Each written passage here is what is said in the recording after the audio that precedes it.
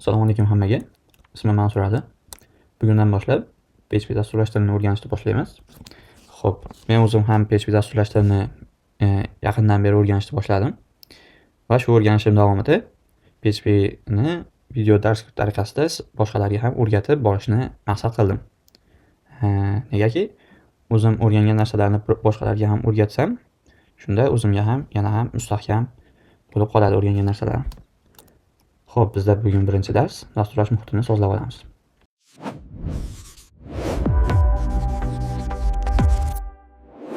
Dasturlash muhitiga bizga kod yozadigan kod editor, ya'ni VS Code dasturimiz kerak bo'ladi. PHP da yozgan kodlarimizni brauzer orqali ko'rish uchun bizga Docker Desktop dasturi ham kerak bo'ladi. Va brauzer orqali localhost deb qidirib, o'zimizni birinchi yozgan Hello World kodimizni ko'rib olishimiz mumkin. Hop, qisqacha bu ikkita dasturni o'rnatishni ko'rsatib o'tib ketaman. Menda o'zi bu dasturlar bor, Docker va VS Code'lar bor, bularni o'rnatib o'tirmayman. Hop, VS Code o'rnatish juda ham oson. VS Code download deb yoki skачать deb yozsak, birinchisida kelib chiqadi. O'zingizga mos Mac, Linux yoki Windows uchun o'rnatib olishingiz mumkin. Dockerni ham xuddi shunday Docker download Linux yoki Docker download deb qidirsangiz, maslahatim Linux bo'lsa Linux, Windows bo'lsa Windows qidirganingiz ishni tezlatib beradi. Bu yerdan o'zi mana variantlari bor. Apple qaysi tiplarga, Windows ham bitlarga qarab Linuxni keraklisini tortib o'rnatib olishingiz mumkin. Xo'p, bu ikki dasturni ham o'rnatib oldik deylik. Endi Docker dasturiga, Docker Desktop dasturiga Docker Compose YAML fayli kerak bo'ladi. Bu fayl nima desalaring, bu fayl bizga Docker Desktopning ichida, kompyuterimizning ichida bitta konteyner yaratib, uning ichiga PHP ni o'rnatib, bizga kerakli bo'lgan PHP dasturlashtirishni o'rnatib beradi va uni brauzerda ochib beradi.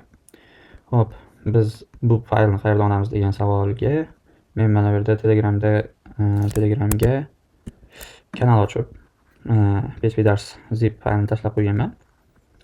Shuni bemalol yuklab, kompyuteringizni zipdan chiqarib, bu yerda mana compose YAML fayl, readme, Dockerning kerakli fayllari bor. Source papkasining ichida index.php bo'ladi. Bu o'sha localhostga birinchi ochadigan narsa, bu index.php ni qidiradi va bizga ochib beradi. Ishlarimizni, fayllarimizni, dars papkalarimizni, PHP fayllarimizni shu sourcening ichiga ochib, keyingi darslarda ko'rib boramiz. Bu uchalasi esa Dockerga kerakli narsalar. Bizda birinchi o'rinda Docker Desktop o'rnatilgandan keyin bir ochib olamiz. Ichiga kirganimizdan keyin o'zi start bo'lib, yuqorida mana bu yerda ikon paydo bo'ladi Dockerniki. Windowsda bo'lsa pastda shunaqa ikon paydo bo'lishi kerak. Hop, bu yerda ishlab turibdi. Endi Dockerdan chiqib ketsak ham bo'ladi. VS Code dasturimizga kirib olamiz va bu yerdan welcome chiqqanda open file. Va biz bu yerda mana sourcening o'z ichida turibdi. Mana PHP darslar va source'ni tanlab open qilib olamiz. Bu yerda source va ichida index.php'imiz bor. Hop, endigi qiladigan ishimiz bu yerda biz Ctrl tilde escape tagida bor tilde belgisini bosib terminalni ochib olamiz. VS Code'imizda terminalda biz bu yerda mana bu yerda bir yo'la ko'rsatib ketay. Terminalda yozilganidek mana Docker komandalari. Docker ps bu qaysi terminaldan turib, qaysi konteyner ishlab turganini ko'rishimiz mumkin. Bizda hozir buni yozsak hech narsa ko'rinmaydi. Chunki bizda hali hech qanday konteyner ishlamayapti. Biz konteyner yaratib olamiz. Konteyner yaratish uchun Docker Compose app ikkita chiziqcha build va chiziqcha d komandini terminalga shunchaki yozamiz. Buni nima bo'layotganlarini tushuntirishim shart emas, shunchaki yozamiz. Biz asosiy fokusni PHP ga qaratamiz.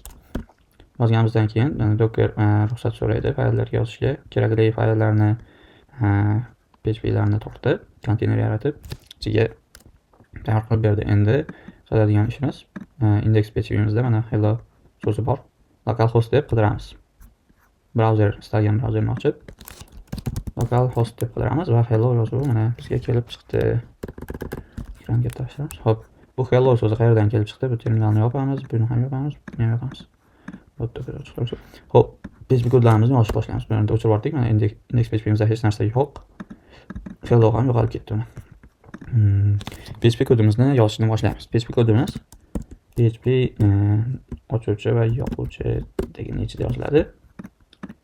Hop, bu yerda birinchi kodimiz echo komandasi bo'ladi. Bu echo komandasi, echo komandasi ham deyiladi. Bu bizga ekranga hop yozgan narsalarimizni chiqarib berishga xizmat qiluvchi komand. Hello world. Barcha dasturlash tillarida birinchi yoziladigan hello world deb yozib olamiz va menda avtomatik saqlanib avtosav yonib, agar u o'chiq bo'lsa, men yerdan oq nuqta paydo bo'ladi.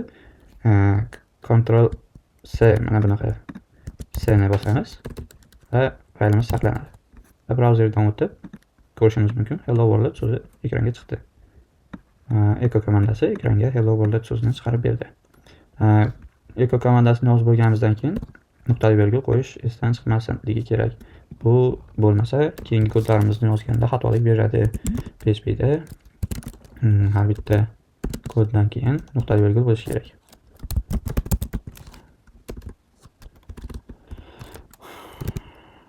Masalan, mana xatolik beryapti. Sabab sintaksis sabab mana virgul yoki nuqtali virgul qolib ketgan debdi. Nuqtali virgul bersak, bundan keyin agar hech qanday kod yozmasak, oxirgi kodimizdan keyin indamaydi.